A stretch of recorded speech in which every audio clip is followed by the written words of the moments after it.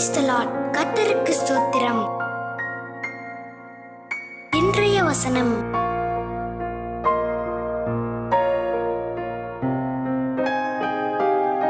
லூக்கா 12:58 மற்றும் 59 வசனங்கள். உனக்கு எதிராளியானவன் உன்னை அதிகாரியின் இடத்திற்கு கொண்டு போகிற போது வழியிலேதானே அவனிடத்திலிருந்து விடுதலையாகும்படி பிரயாசப்படு. இல்லாவிட்டால் அவன் உன்னை நியாயாதிபதிக்கு முன்பாக கொண்டு போவான். நியாயாதிபதி உன்னை சேவகனிடத்தில் ஒப்பு கொடுப்பான். சேவகன் உன்னை சிறைச்சாலையில் போடுவான்.